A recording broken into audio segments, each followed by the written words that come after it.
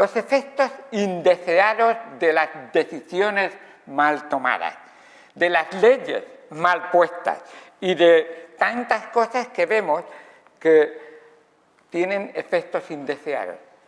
Para aplicarlo quizás a nuestra vida, diría los efectos indeseados del pecado, porque siempre el pecado tiene efectos indeseados, es decir, tiene consecuencias. Así que una mala decisión que tuvo un efecto indeseado.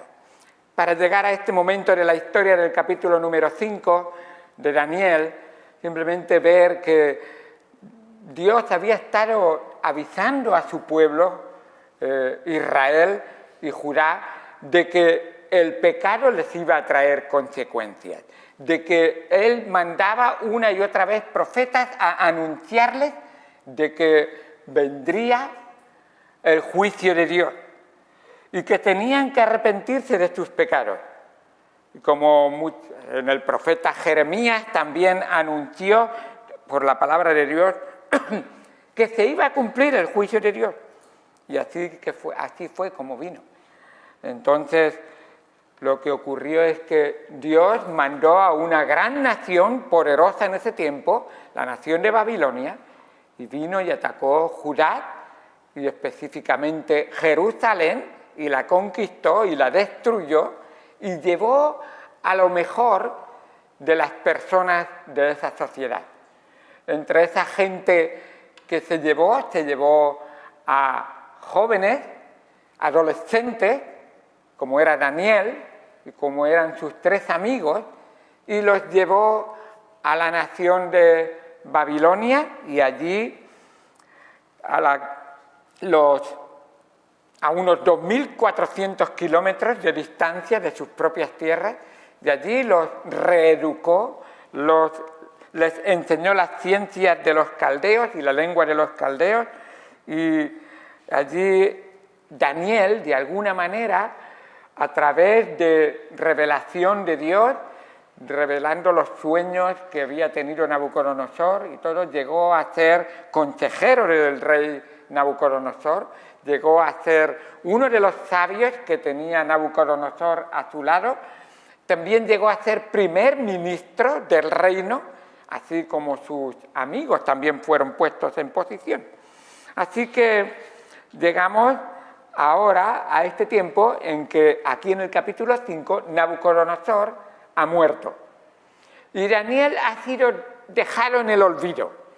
Ahora el joven nieto de Nabucodonosor, llamado Belsasar, está ahora en el poder.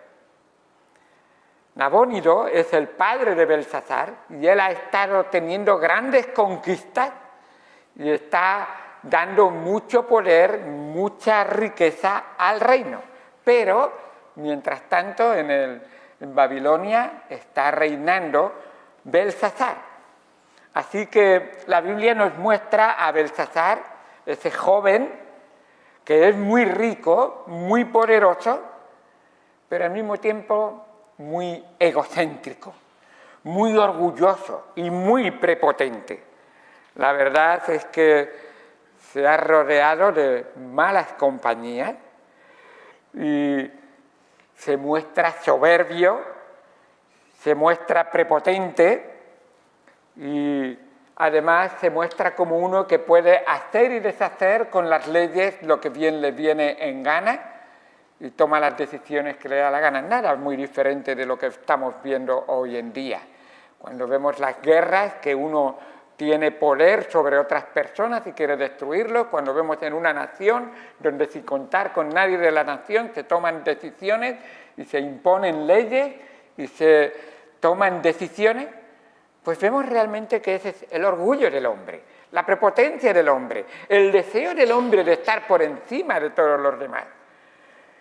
Y vemos realmente como el hombre tiende a endiosarse a sí mismo, porque el hombre por naturaleza es ególatra, se adora a sí mismo, se cree que él se merece lo mejor, que él es bueno en el fondo, pero en realidad Dios nos dice la verdad de lo que hay en nuestro corazón. Y con este hombre Belsasar vamos a estar viendo. La Biblia dice que todo aquel que es egoísta, el egoísmo es pecado. El ególatra es pecado. Ser ególatra. Jesús dijo en Mateo 23:12, el que se enaltece será humillado.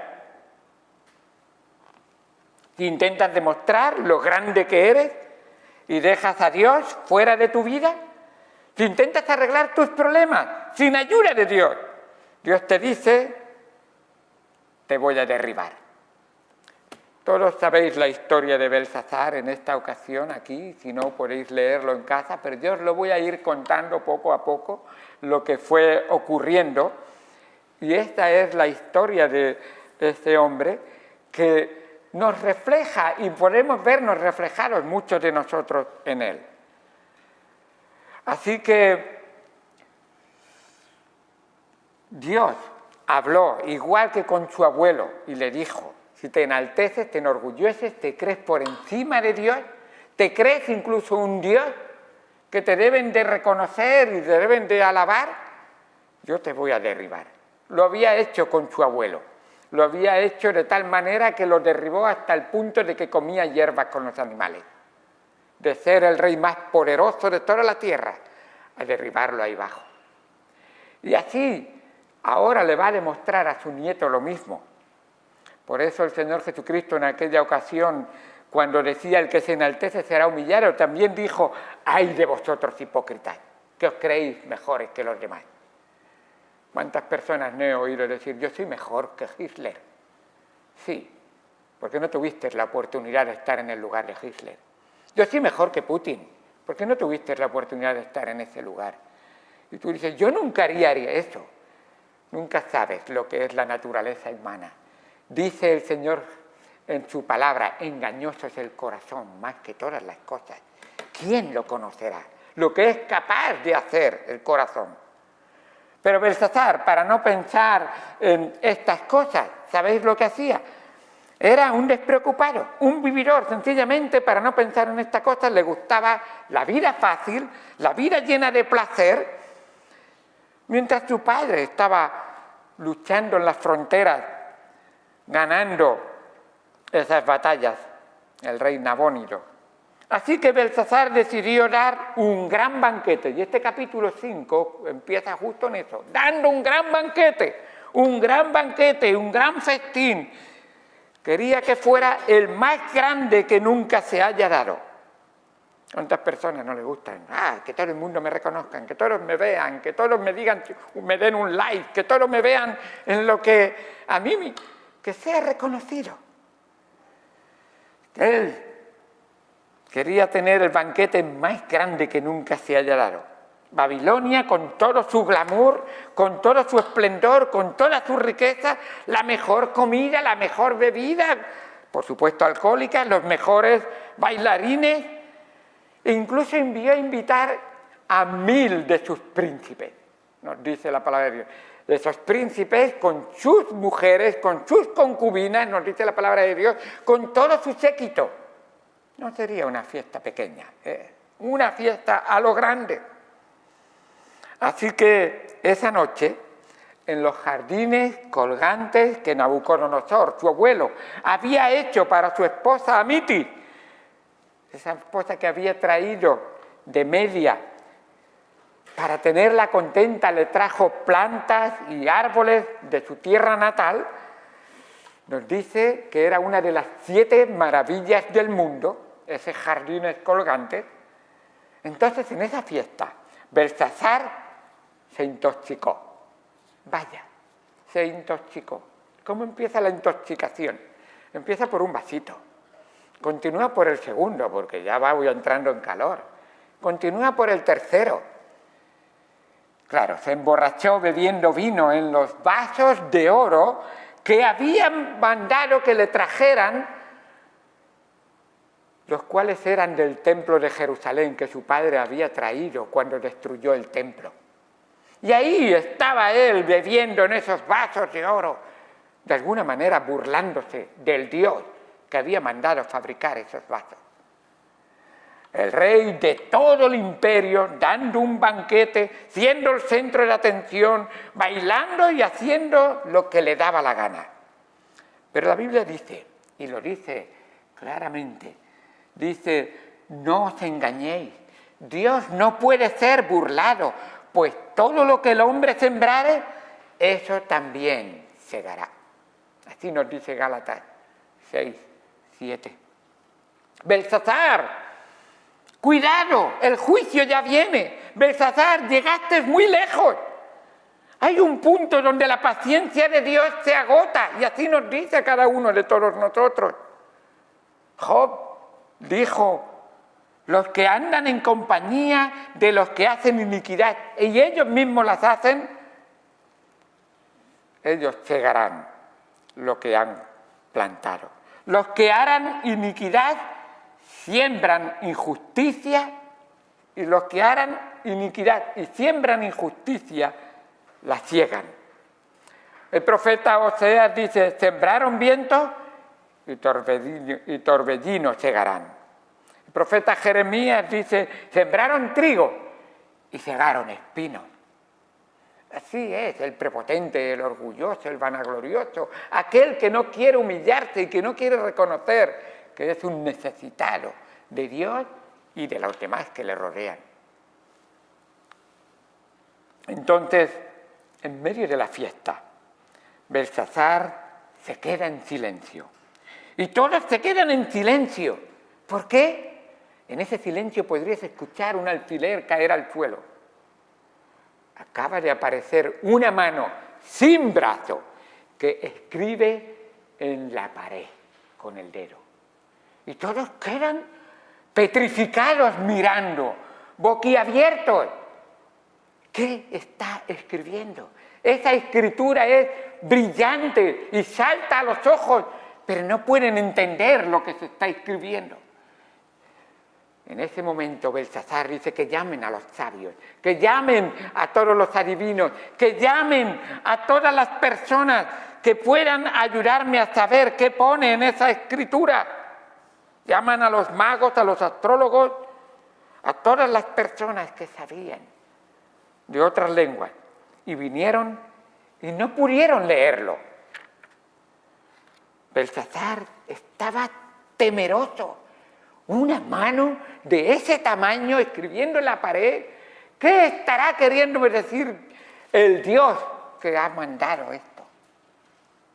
La escritura era tan brillante que todos quedaron ahí petrificados mirando.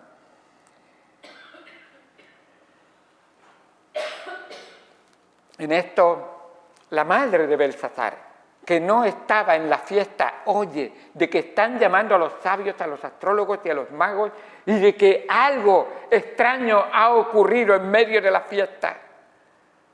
Y se acerca y ve lo que está ocurriendo y le dice a Belsasar, Belsasar, hay un hombre en el reino que puede leer lo que está ahí escrito. Él a tu abuelo le sirvió y le ayudó. Tú hoy has prescindido de él y no sabes nada de él. Pero llámalo, su nombre es Daniel, y él te revelará lo que está escrito en la pared. Nada más llamar a Daniel, el gran profeta que había ayudado a Nabucodonosor, el que fue primer ministro de tu abuelo, de su abuelo, estaba ahí presente. Belsasar, al verlo, le dijo, si tú me dices lo que está ahí escrito, si lees la escritura, te haré el tercero en el mando del imperio. Te pondré una cadena de oro en tu cuello y te vestiré de ropas reales y serás miembro de la familia real. Daniel miró la escritura, enseguida la reconoció. La escritura de su padre Dios, por supuesto. Daniel había vivido delante de Dios toda su vida y reconocía la escritura de Dios. ¿Reconoces tú la palabra de Dios? ¿Reconoces tú la Biblia como la palabra de Dios? ¿O para ti la escritura, la palabra de Dios, es una palabra más, un libro más. Daniel había vivido constantemente en comunicación, en comunión con el Dios y reconocía la palabra de Dios. Daniel dijo a Belsasar: puedo leer la Escritura, pero guárdate tus dones. No los quiero, no quiero tus dones para nada. Oh rey Belsasar, sabiendo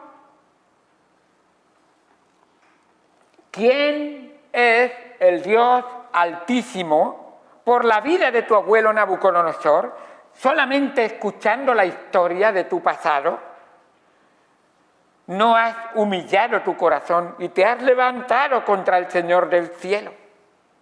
Así lo dijo en el versículo número 22. Oh tú, su hijo Belsasar, hijo de Nabucodonosor, no has humillado tu corazón sabiendo esto. Versículo 23, 5:23. Sino que contra el Señor del cielo te has ensoberbecido e hiciste traer delante de ti los vasos de su casa. El Señor del cielo, los vasos de su casa. ¿Cuál es tu casa? La casa de Dios. El templo, la iglesia, el lugar donde está la obra de Dios, los instrumentos de Dios. Y tú y tus mujeres y tus concubinas bebisteis vino en ellos. Además de esto, disteis alabanza a dioses de plata y oro, de bronce, de hierro, de madera, de piedra, que ni ven, ni oyen, ni saben. Como los dioses de hoy en día. Hay vírgenes que ni oyen ni ven. Hay cristos que ni oyen ni ven. Hay santos que ni oyen ni ven. Y la gente los adora. ¿Sabéis que viene de la religión babilónica el sacar al santo y llevarlo a hombros y pasearlo? Eso es lo que hacían en la religión babilónica. Sacar al santo. Y lo vemos hoy en día. Es anti-Dios lo que estamos viendo hoy en día en las religiones. Anti-bíblico. Dios odia, Dios detesta. Los verdaderos adoradores deben de adorarle en espíritu y en verdad, conforme a la palabra de Dios. Dios nunca le da igual cualquier adoración. Hay gente que dice: yo te adoro de corazón. ¿De qué corazón? ¿Del corazón de Dios o del corazón perverso de cada uno de nosotros? Porque recuerda, así es nuestro corazón. Un corazón pecador, un corazón sucio, que necesita ser lavado, que necesita ser perdonado, que necesita ser renacido. Así es. Y dice: esos dioses ni ven, ni oyen, ni saben, y al Dios en cuya mano está tu vida, y cuyos son todos tus caminos, nunca honraste. ¿Honras a Dios? Cuando digo de honra, no digo gracias, Señor. Si te he visto no me acuerdo.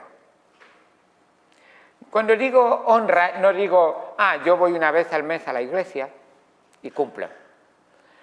Cuando dice honrar, quiere decir que Él es el Señor y Salvador de tu corazón y de tu vida.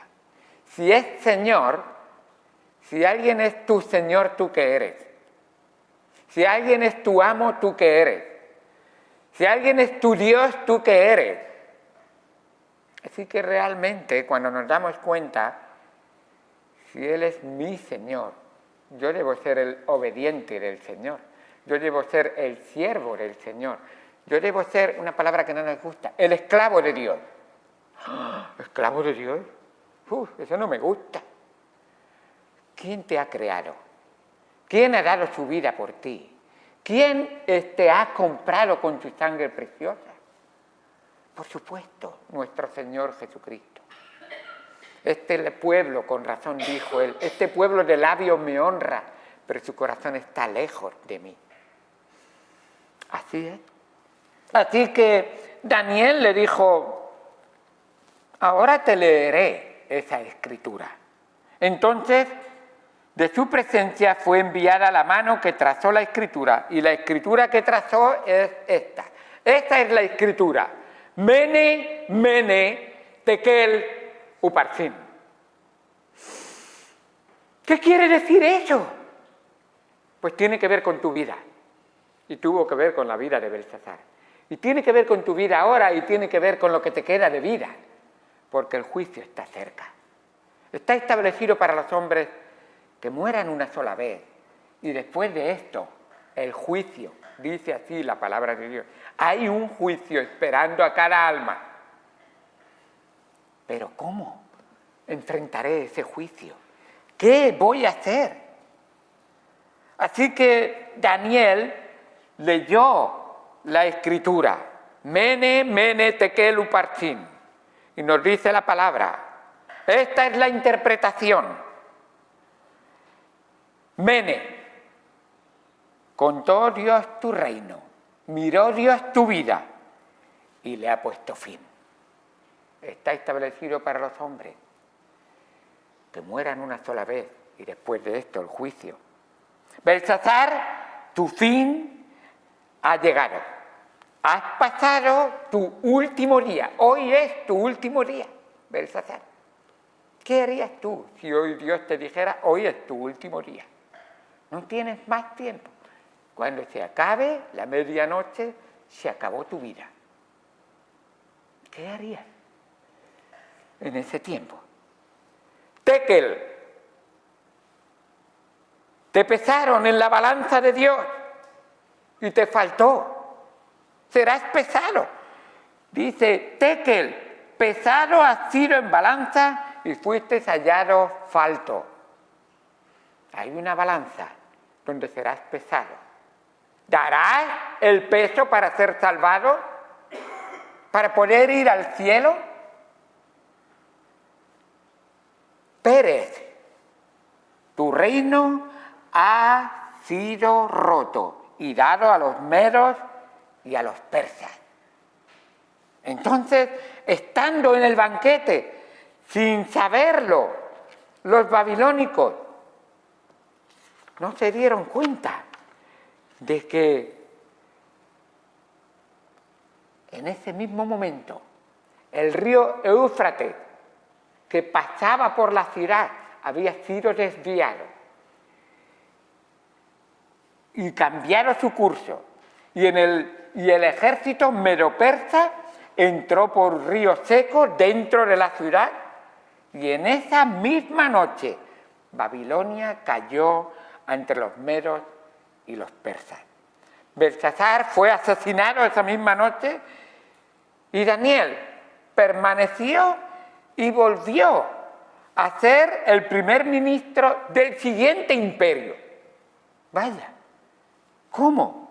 Ambos imperios lo respetaban por su sabiduría, por su fe, por su humildad y por su devoción al Dios Altísimo. Y Dios hoy te está escribiendo a ti en la pared de tu vida, y está escribiendo mene, mene. ¿Por qué dos veces? Porque la palabra mene dice Dios te recuerda que Él no se olvida. Te recuerda que Él ha visto tu vida y está viendo tu vida y conoce tu vida y sabe cada uno de los pecados de tu vida. Dios hace memoria de nuestros pecados y de los ocultos que muchas veces queremos esconder. Esas cosas que pensamos, esas cosas que vemos a solas y pensamos que nadie lo ve, pero Dios, los ojos de Dios recorren toda la tierra y Él lo ve todo. Así que Él ve nuestras mentiras, Él ve nuestros engaños, Él ve la corrupción, Él sabe todos los pecados. La Escritura dice, sabed que vuestro pecado os alcanzará, que todos seremos, la Escritura dice tekel, y Dios nos dice y nos recuerda que todos seremos pesados en balanza. Isaías dice, tú pesas el camino del justo. La Biblia dice en Proverbios 16:2, Todos los caminos del hombre son limpios en su propia opinión, pero Dios pesa los espíritus. ¿Alguien ha pesado un espíritu? Y Dios pesa los espíritus y sabe lo que pesa tu espíritu. Hoy Dios te está pesando y cada persona es pesada por la balanza de Dios. Nuestro pecado es grande a los ojos de Dios. En la balanza, aquí estás tú. Y en el otro lado de esa balanza, ¿sabéis lo que pone Dios? Aquí estás tú. Y en el otro lado de la balanza, ¿sabéis lo que pone Dios? Aquí pone la ley, los 10 mandamientos. Si tú fueras pesado en un lado y los 10 mandamientos en el otro, ¿serías hallado falto? ¿Has fallado en alguno de los 10 mandamientos? ¿Has cumplido los 10 mandamientos? No tendrás dioses ajenos delante de mí. No tomarás el nombre de Dios en vano. No cometerás adulterio. No mentirás. Honrarás a tu padre y a tu madre. Guardarás el día del Señor, para el Señor. No matarás. No codiciarás. Todo eso está en los 10 mandamientos. Y la Biblia dice que si ofendemos en un punto, somos culpables de todo. Somos culpables de todos los mandamientos si rompes solamente uno o alguno. Y cada uno de nosotros podemos decir la verdad. Sí, yo he fallado. Entonces si he roto uno, entonces eso significa que soy culpable de todo. Por eso el Señor dijo, el que esté libre de pecado, que sea el primero en arrojar la primera piedra, cuando le trajeron a la mujer pillar en adulterio. ¿Y sabéis?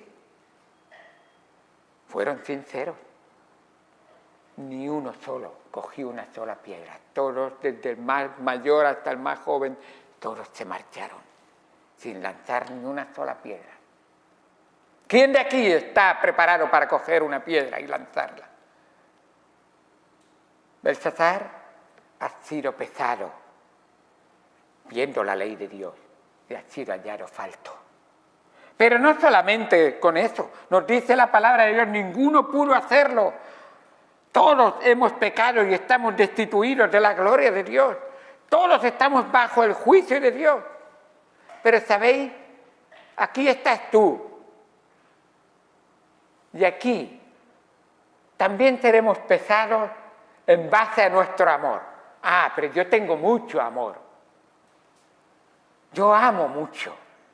Yo hago bien a todo el mundo. La ley, la palabra de Dios nos dice en Mateo 22, 37, Jesús dijo, amarás al Señor tu Dios con todo tu corazón, con toda tu alma, con toda tu mente. Este es el primero y más grande mandamiento. Y el segundo es semejante.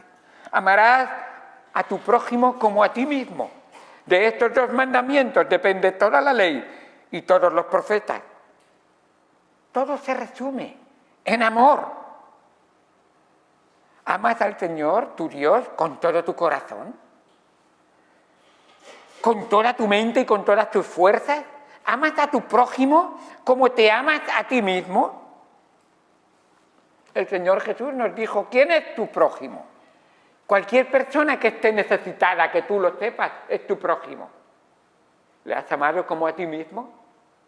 ¿Te has mostrado compasivo con él y le has amado hasta darle como a ti mismo te darías en esa necesidad? Nos contó la parábola del buen samaritano. Así que creo que seremos pesados también. Aquí estás tú. Creo que seremos pesados en base a la persona de Jesucristo. Aquí estás tú y aquí está Jesucristo. ¿Has dado el peso suficiente para llegar a Jesucristo? Si tú fueras pesado con Jesucristo, ¿se equilibraría la balanza? El Salmo 89 nos dice en el versículo 6, porque ¿quién en los cielos se igualará al Señor? ¿Quién será semejante al Señor entre los hijos de los potentados? Isaías nos dice, ¿a qué me asemejáis y me igualáis y me comparáis para que seamos semejantes? ¿A qué pues me haréis semejante o me compararéis? Dice el Santo. ¿Alguien se puede igualar en santidad a Jesucristo? Quien no hubo engaño en su boca, quien nunca hizo maldad, quien siempre, aunque le maltrataban, no respondía con malas palabras nunca. Dios dice, sed santo como yo soy santo. Por si no lo sabían, Jesucristo fue santo, el único hombre justo que ha vivido en la tierra. Ninguno puede vivir como Jesús. Por eso todos debemos decir que somos pecadores. Dios te va a pesar por los 10 mandamientos, te va a pesar por tu amor, cómo has amado, pero también te va a pesar por Cristo y en cuarto lugar, también te va a pesar por tus obras. ¿Cuáles son tus obras?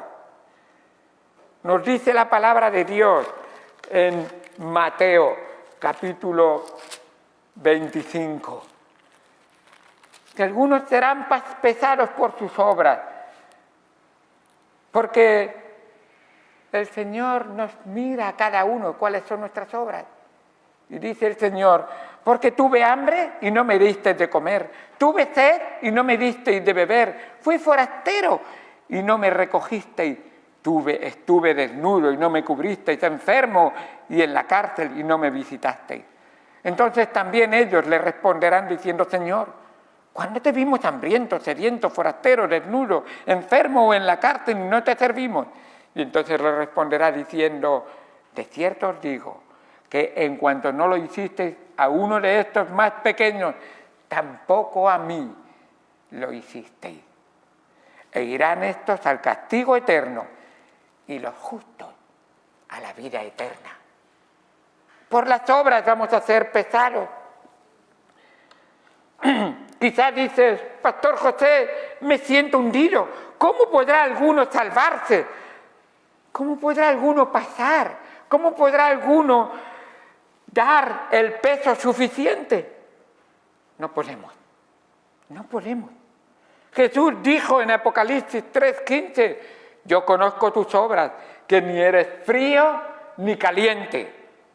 Ojalá fueses frío o caliente, pero por cuanto eres tibio, te vomitaré de mi boca, porque no eres frío ni caliente. Por eso, porque eres tibio, te vomitaré de mi boca. También vamos a ser pesados por las oportunidades que hemos tenido en nuestra vida y que no hemos querido aprovechar. Tenemos oportunidades de leer la Biblia.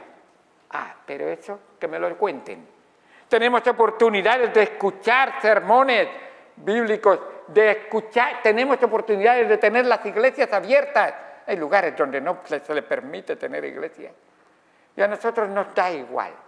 Con uno a la semana, y si tengo tiempo, me parece suficiente. Tenemos oportunidades de dar testimonio y de escuchar testimonios y no le prestamos atención.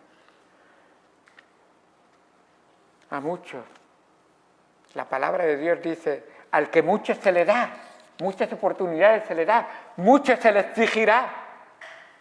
¿Tienes oportunidades? Se te va a exigir por las oportunidades que tienes, aunque no las aproveches, por desaprovecharlas. Quizás tú dices, yo no puedo salvarme con eso tampoco, yo no doy el peso, nadie puede dar el peso necesario. Pero tengo una buena noticia para terminar. Tengo una buena noticia. La buena noticia es que hay un evangelio. Y el evangelio es la buena noticia para toda persona que se reconoce culpable y pecador. La buena noticia es que Dios envió a su Hijo Jesucristo a la cruz a morir por ti y por mí. A pagar por tus pecados y por mis pecados. Por todos tus malos hechos, por todos tus malos dichos, por todos tus malos pensamientos. Dios los puso en Cristo. Él se hizo pecado por nosotros. La ley de Dios dice, el justo y el íntegro irán al cielo. ¿Cómo voy a ir al cielo cuando no tengo nada? Me falta peso en todo. Pero en la cruz, Cristo proveyó la justificación.